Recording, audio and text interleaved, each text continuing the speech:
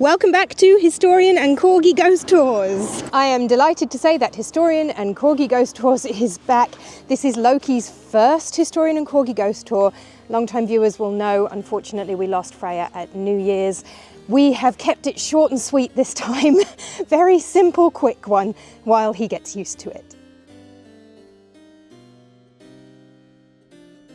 We are going to Kidderminster today in Worcestershire, but before we head into the town centre, I had to say a quick word about the most haunted site in Kidderminster, which is Drakelow Tunnels. We can't go in, it's closed, it's tours by appointment only, so this is as far as we're going, but I couldn't do a ghost tour of Kidderminster without mentioning it. Drakelow Tunnels is an underground military base built between 1941 and 1942 as a shadow factory for the Rover Car Company.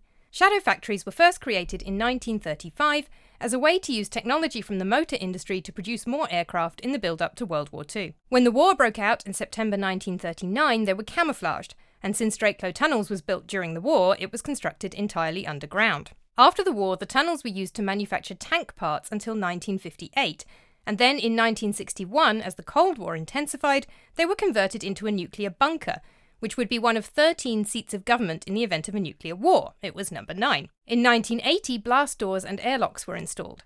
The bunker fell out of use in 1990 and was declared surplus to requirements and decommissioned and sold in 1993. Today, it is a museum run by a group of volunteers. You can book a tour, but visits have to be booked in advance, and I suspect they don't allow dogs. Drakelow Tunnels is also apparently one of the most haunted sites in the country, although quite a lot of sites do claim that. 7 people were killed during construction of the site in the 1940s. On the 31st October 1941, a roof collapsed in Tunnel 1, killing 3 people. 1 woman was hit by a truck outside the complex, 1 man was hit by a coach, and 2 men decided to try to ride the conveyor belt used to transport loose rocks, with unfortunately gruesome results. Anything that happened at the site before 1993 is still classified. But since then, 1940s radio music has been heard playing in Tunnel 1, where the roof caved in, and dogs have barked for no apparent reason, and a strange mist has been seen in Tunnel 4.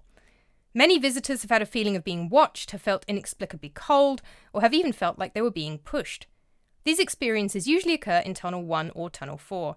The music has been heard again sporadically, the mist is usually seen in the winter. Many paranormal investigators have carried out investigations in the tunnels, including Living TV's Most Haunted programme.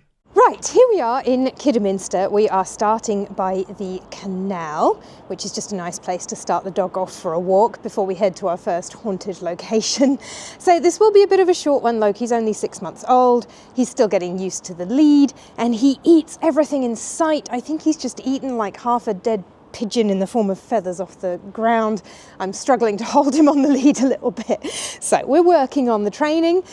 We will keep it to a relatively short ghost tour for this one while he gets the hang of things. Kidderminster first appears by name in the Domesday Book of 1086, the record of landholdings in England ordered by William the Conqueror so he could charge tax on it. It was a complete record of all properties and possessions, including an assessment of those who had recently died, and it introduced tax on inheritance. It was called the Domesday Book because people felt it was reminiscent of the Last Judgment.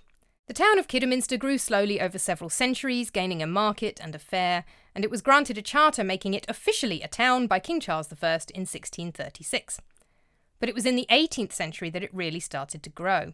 It became known especially for carpet weaving. Loki and I were standing next to Slingfield Mill, a 19th century weaving mill, which is now the local Premier Inn. The opening of the Staffordshire and Worcestershire Canal, which you can see on our other side right next to the mill, accelerated its growth even more. Unfortunately, the carpet industry went into decline in the 1970s. The town had undergone some fairly extensive redevelopment in the 1960s, including the building of the Swan shopping centre in 1968 to 1970. But development stalled after that, and nowadays it is rather in need of a bit of TLC. As you'll see, several of the haunted buildings we're talking about don't actually exist anymore, but there has been some more recent redevelopment, and there are still some historic buildings standing too.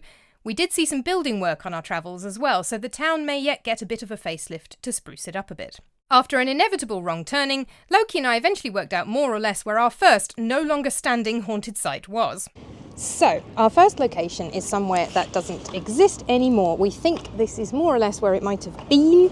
It was somewhere called the Black Horse Inn, and we are in front of Black Horse Lane, which is somewhere behind me in this mess of roundabouts and a car park. The Black Horse Inn was the site of a murder where the landlady was murdered by her husband after he caught her with a lover. According to Haunted Worcestershire, legend has it that for years afterwards her footsteps were heard pacing the corridors, her quick little steps recognisable as she flitted here and there, ensuring her customers had everything they desired. Our next destination was described by Anthony Poulton-Smith in Haunted Worcestershire as the Nationwide Building Society, but I get the distinct impression that the Nationwide Building Society is no longer in the same building they were when the book was written, given that the modern one is in the Swan shopping centre and therefore was built in 1968. Our next story from Haunted Worcestershire takes place at the Nationwide Building Society. Now, whether it's the exact branch that's behind me, I'm honestly not sure. It doesn't really specify. But this is the current branch of Nationwide Building Society in Kidderminster. And at a branch of Nationwide Building Society in Kidderminster, apparently a woman had been seen wearing a long light grey dress with a cream-coloured apron over it and a white mob cap. She was fascinated by the electric kettle and announced her presence by switching it on to boil. Nobody had ever felt uncomfortable or threatened by her, and they started to call her Polly, as in Polly put the kettle on. So I'm not sure if it's that branch. That's a modern building. It's a 60s building, so I think that might have been a different branch of Nationwide, but it just says at the Nationwide Building Society, and it doesn't say where it was, so I'll just talk about it here. The Swan shopping centre is also key to our next location, which we already knew did not exist anymore because it was the demolishing of the previous buildings and the building of the Swan shopping centre that brought some of the information to light. Behind me is the Swan shopping centre, which is the site of some hauntings going back to before the previous buildings were demolished to make the Swan shopping centre. I am right next to a fairly busy road and a building site, so I think I'm going to hand over to narrator Jules to tell you all about it. Before the demolition of a number of buildings to make way for the Swan shopping centre in the late 1960s, a wine bar called Harvey's used to be one of the businesses on the site. It was in a building much older than the wine bar itself, possibly dating back to the 16th century. And when it was demolished, some rather unusual things were discovered there.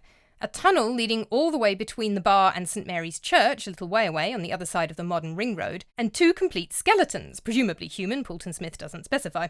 Even more oddly, although there had been talk of hauntings at the bar for a while, the ghost was apparently that of a woman, but both the skeletons appeared to be male.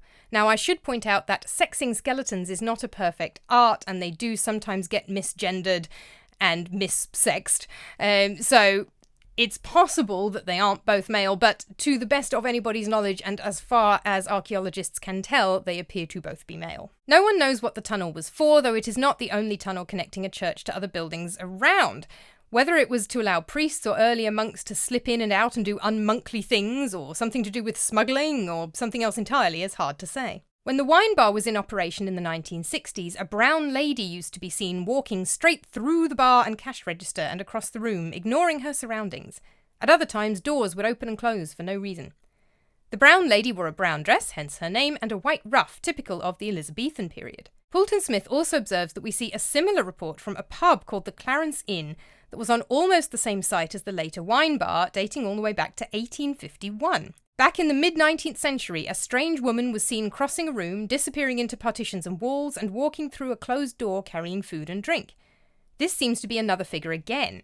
The woman in a ruff would be unlikely to be carrying food and drink. Ruffs were worn by wealthier people, and the brown dress and the ruff aren't mentioned in the Victorian report.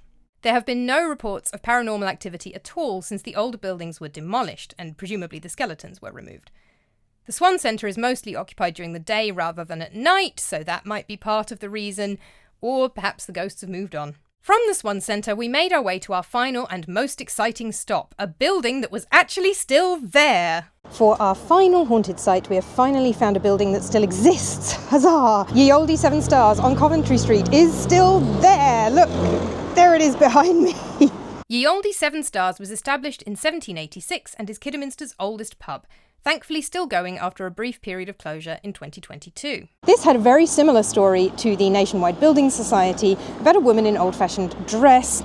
Apparently, a woman in her 40s wearing a white apron over a white dress of a design from the previous century was seen prior to the outbreak of the First World War. So the sightings date back to the early 20th century, and she was dressed as if from the early 19th century. She appeared to be behaving as a customer at the inn, which Honestly, seems odd for a woman of that era, but there we go. And she vanished within moments of being spotted. She never interacted with anyone at the bar and acted as if she was unaware of their presence. There was no more mention of her for 60 years, and then there was a spate of sightings in the late 20th century. This time there was no mention of an apron, but her clothes were once again said to be white, and she in her 40s. Some of these later reports had her standing at the bar, others seated, but always a brief appearance, and she always vanished in front of the eyes of whoever saw her. From the Seven Stars, Loki and I took a quick walk by the river before heading home, as it had been quite a long outing for a 6-month-old puppy by that time. To finish off our tour, we've come to show you the prettiest part of Kidderminster, which is this tiny area that's been redeveloped next to the river, or the canal, one or the other, river I think, between the town centre and Tesco's. It's very tiny, and my favourite restaurant has just closed down, sign of the times.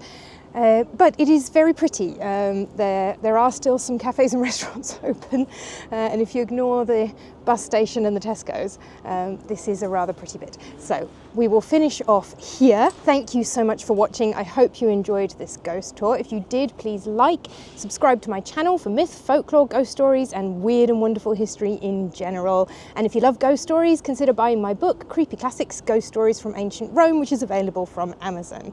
And until next time, Loki and I say bye. Good boy, you did well. You tired? That was a long walk for a little puppy.